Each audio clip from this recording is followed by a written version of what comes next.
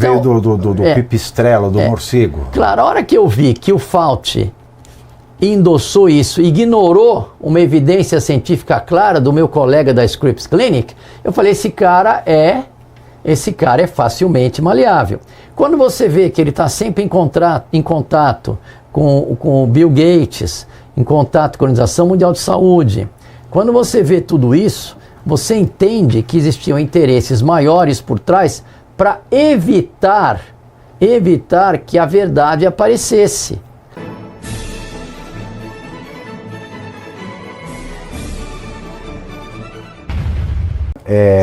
Não é regra, né?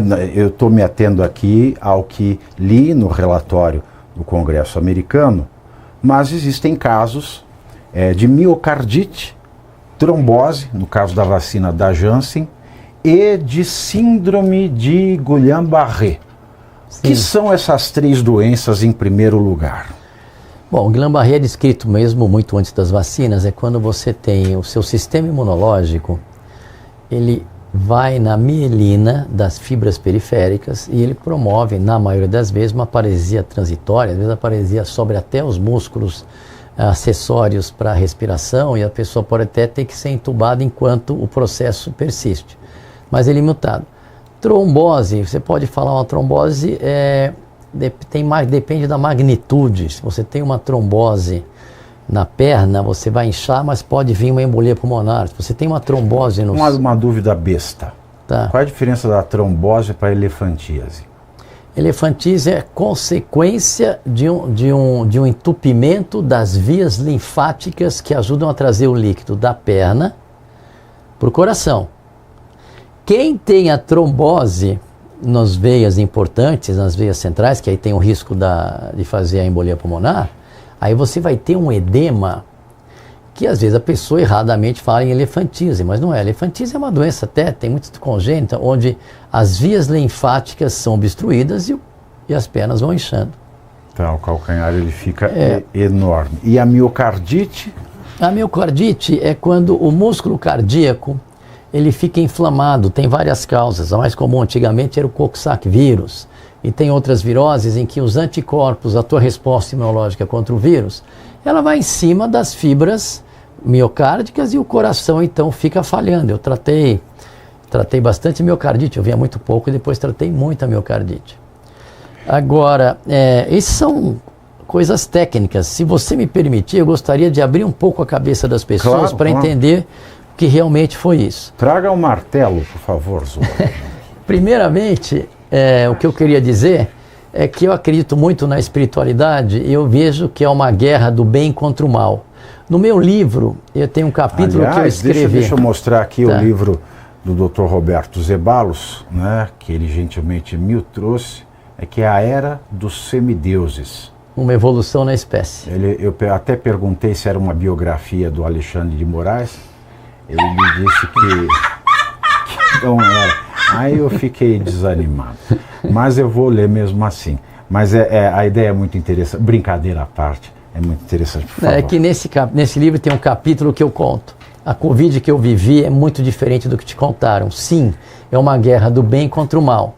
E o que eu posso acrescentar aqui, porque brilhantemente o programa já mostrou todo de uma maneira sucinta e resumindo o que aconteceu. Mas mais importante do que expor os fatos é entender o que está por trás desses fatos. Por que isso aconteceu? Quem é a espiritualidade do bem? A espiritualidade do bem é aqueles que estão preocupados com terceiros. A gente coloca, a gente olha, a gente em primeiro lugar, mas se preocupa com o todo. Porque quando você se preocupa com o todo, você tem a consciência, isso já sou eu que penso assim, que estamos todos interligados. O mal é aquele cidadão, aquela entidade, aquela pessoa que só olha para o próprio umbigo e que se dane o resto. A pessoa que eu vi encarnada nisso é o Dr. Fauci. E o que eu quero dizer para vocês... O Dr. Fauci ele foi escolhido por quê? Eu vou fazendo esses parênteses. Eu te digo. Porque eu sei que ele foi o primeiro a estudar o vírus do HIV, quando surgiu o fenômeno da AIDS, e ele fez a sua fama por ser um pioneiro num vírus desconhecido. Por que o Fauci nesse momento? Tinham outros pioneiros na época, inclusive tem algumas críticas mesmo quando ele ganhou os créditos de ter salvado as pessoas com o Fauci. Eu acho que ele foi escolhido por uma minoria muito poderosa. Por quê? Porque ele é maleável. Foi isso que eu entendi. Ele não é um camarada que fala, não, isso aí eu não concordo. Tanto é verdade que quando eu lancei um áudio em 2020 explicando o mecanismo da doença, que logo no meu primeiro caso eu entendi que o que matava o meu paciente era a resposta imunológica. Aí eu entendi que se eu desse corticoide, eu controlava, e 3 meses antes do mundo a gente já estava salvando todo mundo aqui, se espalhou nas UTIs. E aí o que acontece? Quando a gente começou a fazer isso, eu vi que não era interessante ter uma solução, porque eu fui falar para os 4 cantos e ninguém me ouvia.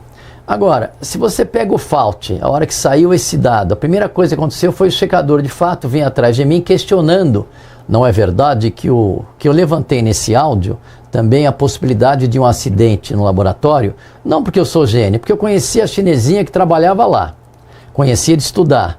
Ela estudava inflamação no pulmão. O mercado de Wuhan é do lado do laboratório e o vírus alcançou uma evolução absurda de pegar ser humano. Eu deduzi que estava havendo um ganho de função e houve um acidente. Os checadores de fato vieram atrás. Tem um colega que trabalhava na Scripps Clinic, onde eu fiz meu doutorado, que eu colhi material para fazer meu doutorado, e ele mandou um e-mail para o Fauci mostrando que ele achou um pedacinho do gene de clivagem que aquilo era artificial. Imediatamente o Dr. Fauci pegou uma pessoa de alta credibilidade para escrever uma carta, um artigo, explicando por que isso não ocorria e que era um vírus que veio de uma evolução espontânea.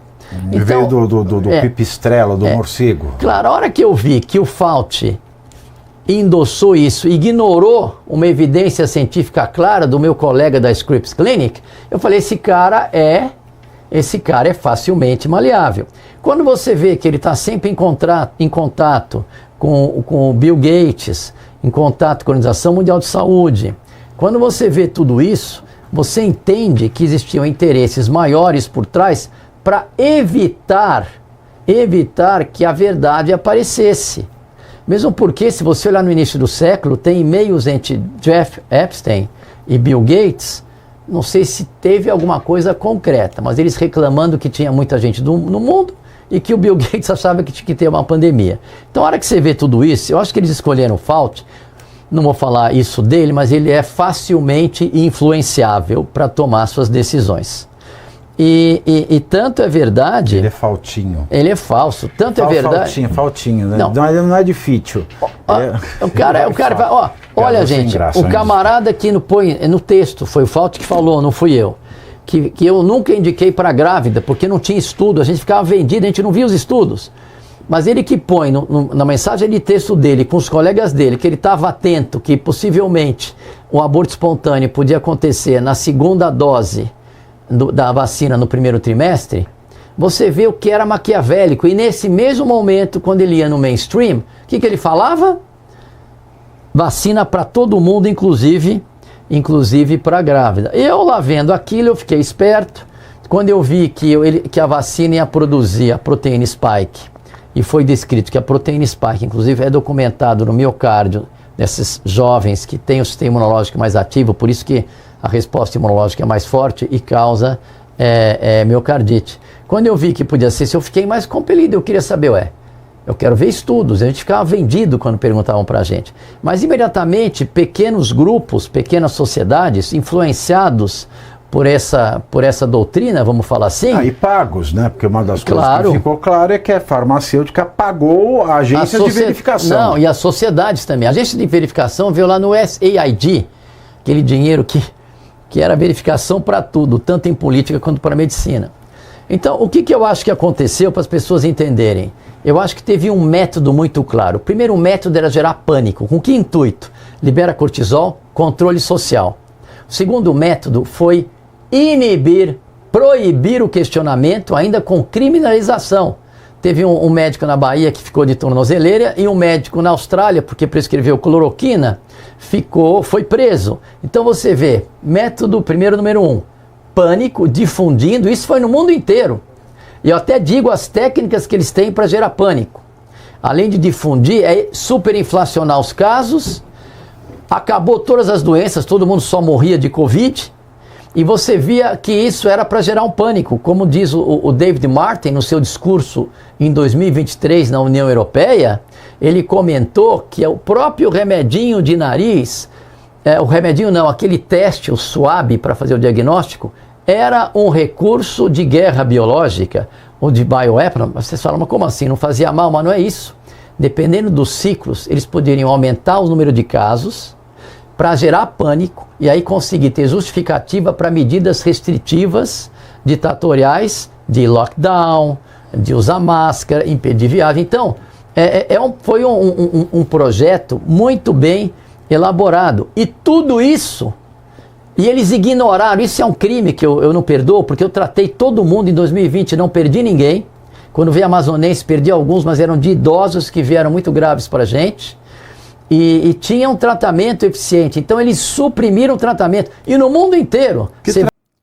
O vídeo terminou, mas o debate continua todos os dias às 19h30, 7h30 da noite.